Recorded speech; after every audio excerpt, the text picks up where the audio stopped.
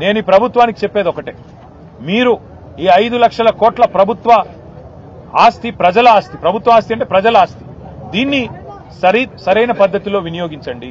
పేదలకు ఇల్లు కట్టివ్వండి, మేము వ్యతిరేకం కాదు.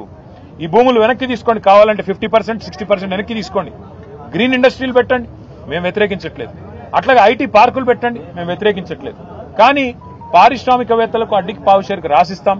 మీరు ఇష్టం ఉన్న అపార్ట్మెంట్లు కట్టుకోండి, మాల్స్ కట్టుకోండి, మీరు ఎంజాయ్ చేయండి. ప్రజల సొమ్మును మీరు అత్త సొమ్ము అల్లుడు దానం అన్నట్టు మేము దానం చేస్తాము, మీరు అమ్ముకోండి, ఇష్టం ఉన్నట్టు చేసుకోండి అంటే బీఆర్ఎస్ చూస్తూ ఊరుకోదు. నేను పారిశ్రామికవేత్తలు కూడా చెప్తా ఉన్నా, మీరు ఈ ప్రభుత్వం ఇచ్చే ఆషాఢపు సేల్ ఆఫర్ లాంటి ఆఫర్లు తీసుకొని మీరు 4 డబ్బులు కట్టి ఇది మాది అయిపోతుంది అని మీరు అనుకుంటే మీరు పప్పులో కాలేస్తున్నారు. ఖచ్చితంగా మళ్లీ వచ్చేది బీఆర్ఎస్ ప్రభుత్వమే.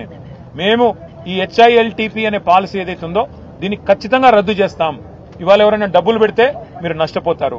ఇక్కడ కార్మిక నాయకులతో మాట్లాడినాం, వారు అంటున్నారు ఈ ప్రాంతంలో 3-4 లక్షల మంది కార్మికులు ఉన్నారు, మరి మేమెక్కడ పోవాలా అని వారు మాట్లాడుతున్నారు. అంటే నిజంగా ఒక పరిశ్రమను తరలించాలంటే కూడా కొంత ప్లానింగ్ ఉండాలి.